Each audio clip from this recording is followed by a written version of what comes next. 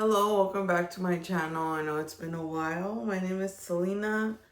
I don't know what titles I want to use for myself right now. But I promised you guys this video, and so it was time for me to record it. For those that don't know, my mom passed away about 3 weeks ago, and I wanted to make a video on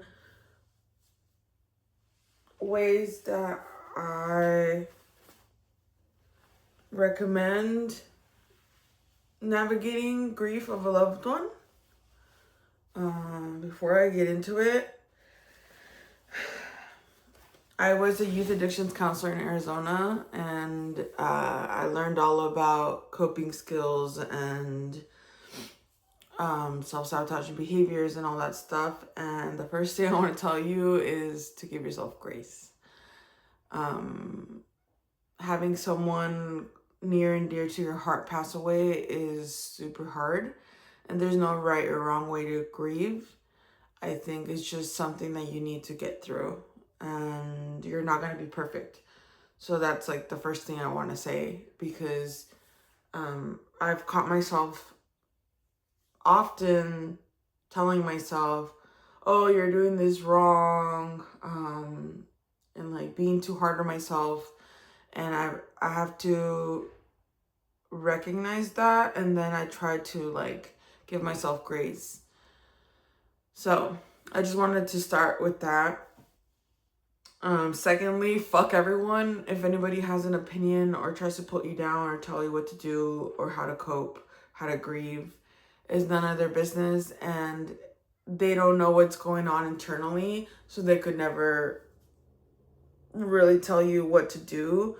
And sometimes people think that they're being helpful, but they're not, because you're in a space where you're very raw and vulnerable, and you just need support and positivity, not people's opinions or judgment.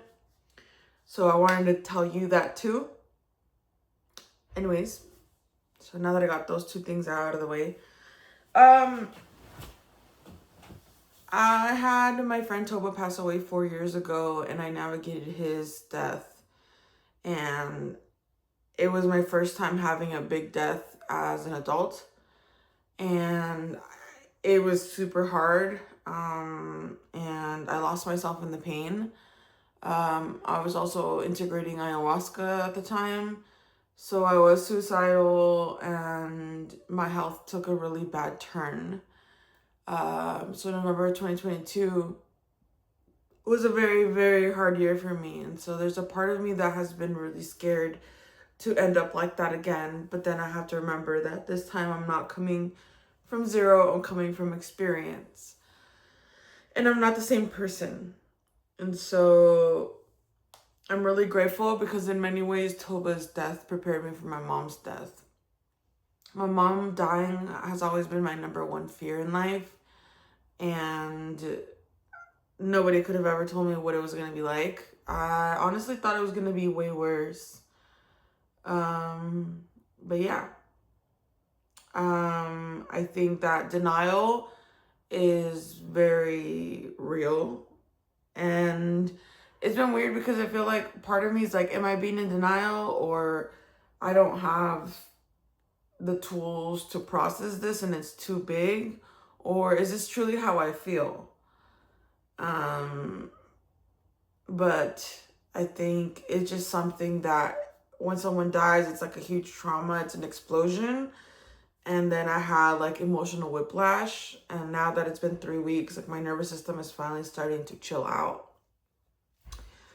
But okay, here's things that I would consider doing if someone passed away in my life.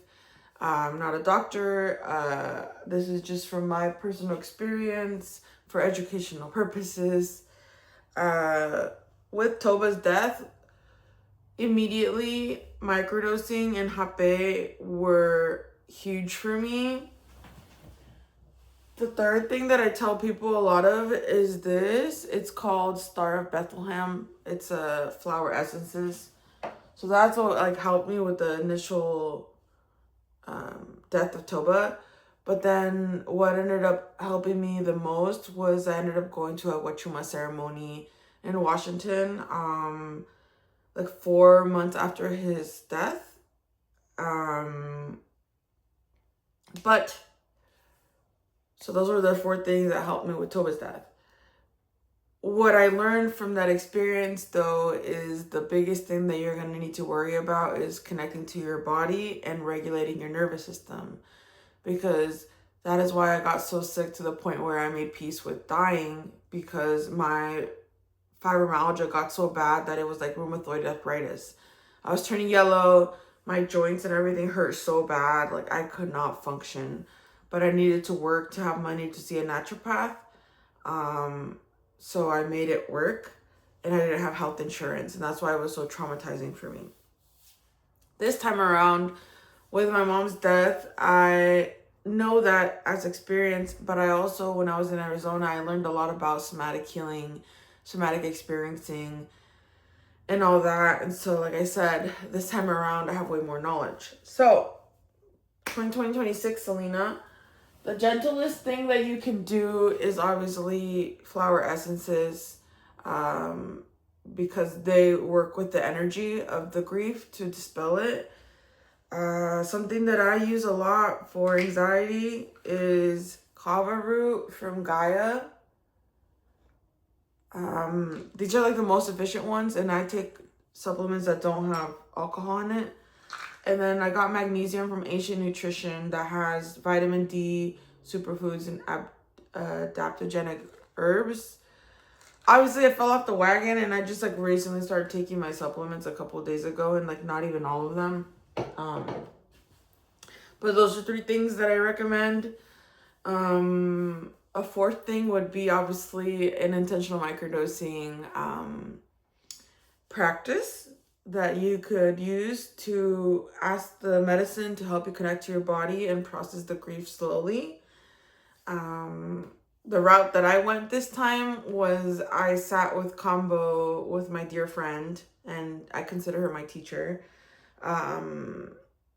The week I sat with Kambo before coming to Oregon, and then I sat the day that my mom passed away, I sat with Kambo in the morning, and then I sat with Kambo the next week. So the 5th thing that I would recommend is Kambo, if that's something that you're open to and that's part of your journey about where you're at. 6th thing is exercise, moving, connecting to your body. Like I said, we get into a fight or flight, and I learned that we start something called an activation cycle, where the big trauma happens and you like are in fight or flight, and then you're not able to close it on your own. And I feel like I'm finally closing it. And it was 4 weeks of my mom being sick in the ICU, and then 3 weeks since she's passed. It was like 7 weeks. So like now I finally am coming back to myself. So the 6th thing would be to exercise. It doesn't have to be anything crazy. You can literally go on daily walks every day for 30 minutes to just like get into your body, regulate your nervous system, and help your hormonal health. 7 would be nutrition, which can be very challenging because for me personally, trigger warning in all my videos, I've been binge eating a lot the last 7 weeks, and I gained weight. I couldn't control it. But I'm not ashamed that I turned to food, because I could have done a lot worse shit. And so I turned to food, and it's okay. And now I'm going to try to go back to my habits and my routines and meal prepping and eating clean. But it's okay that I needed that time to not have to be so perfect and structured, and just let myself move through it the best that I could. Number 8, gardening. It's a coping skill of mine, and I think in the medicine world or spaces, there's a lot of negative connotations when it comes to marijuana. I am a licensed bud tender, and I personally have benefited from marijuana and CBD as someone who's autoimmune, and in moments where things are very dysregulating and I can't eat and I can't sleep and I can't do a lot of things to function, of course I am going to turn to marijuana. I personally only like to use pills short term when absolutely necessary, but I don't like that they don't make me feel like myself. And interestingly enough, the mushrooms and Hape had told me to get off my meds. And the last call I had with my mother, the first thing she told me, she was very intuitive, my mom was a medicine woman, was to get off my pills because they were too strong. And I was starting to get really bad pain in my legs and like water retention for my kidneys. So yeah, I'd rather be a stoner and smoke marijuana than be on pharmaceuticals, but that's just me, and I'm not trying to shame anybody. At the end of the day, do what you gotta do. Was that 8 or 9? I think that was number 8. Number 9 is sex. Interestingly enough, where I am in life now, as more things happen, the less fucking fucks I have left to give. But I know myself. I've been on my healing journey for 12 years. My coping skills are social media, marijuana, food, and sex. And so when I'm going through something, I pause and I'm like, which one of these coping skills can I use right now that is the least damage? It's about harm reduction and damage control. Yes, in theory, you should turn to healthy coping skills when things get hard, but that's not always possible. And so I'm just being real with it. Like someone who's been on her healing journey for 12 years, of course I knew that I should have been eating clean and moving my body. Did I have the will to do that shit? Hell no.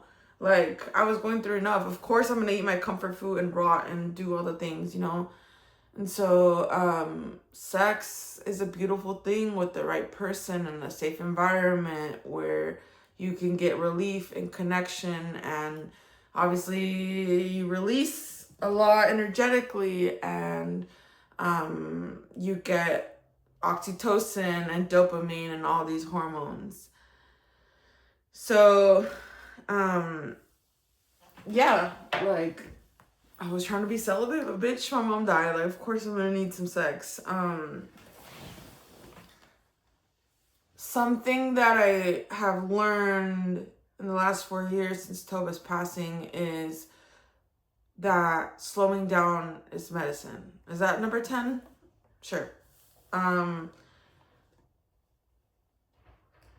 We live in a capitalistic world where we have to put money or food on the table and make money and all that shit.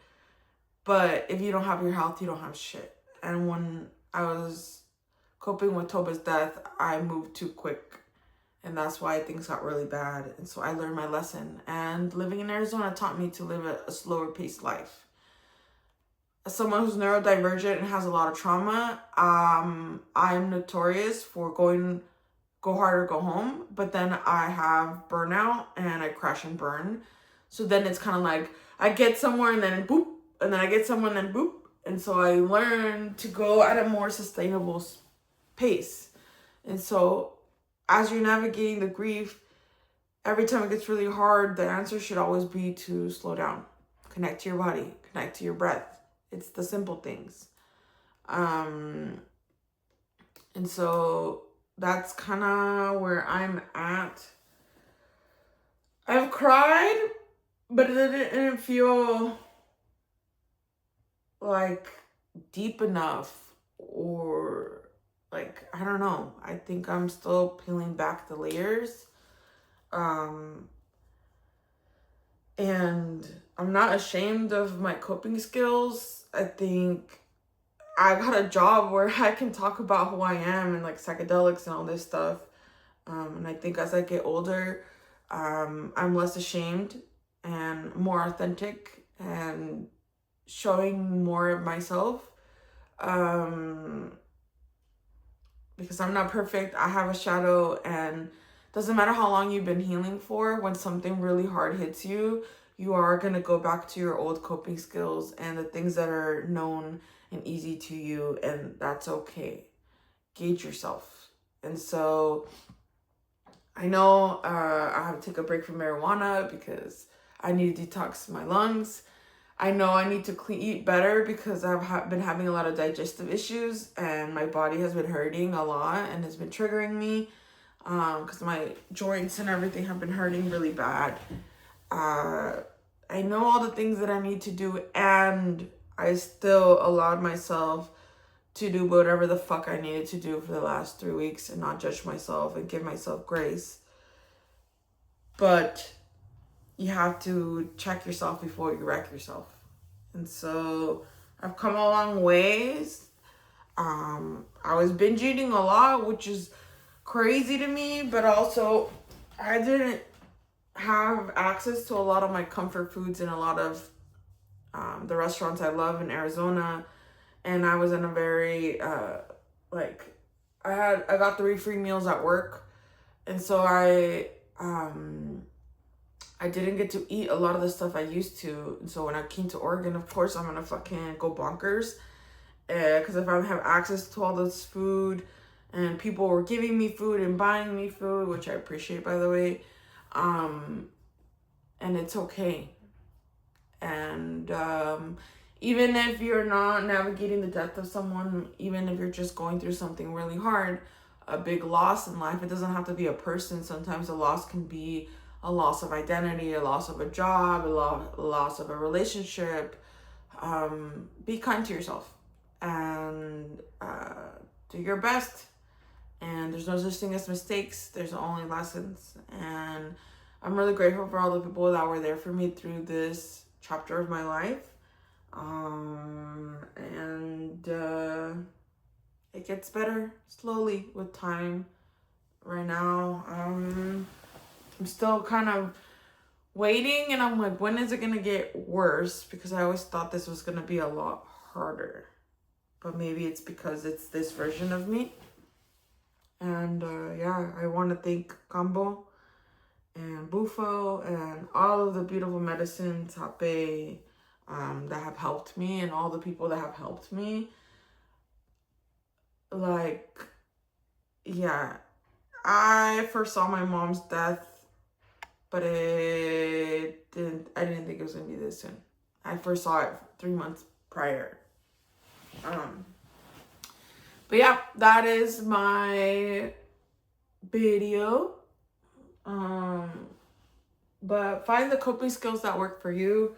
I got back into coloring and journaling, and I started drinking water and electrolytes, and I'm gonna start I'm doing therapy already, but I'm gonna start like eating cleaner and all that stuff. But it's like you can only move so fast. So yeah, anyways, that is my video. I'm gonna order a mic, and I'm gonna keep pursuing my dreams because that's what my mom would have wanted me to do. Love you guys. Bye.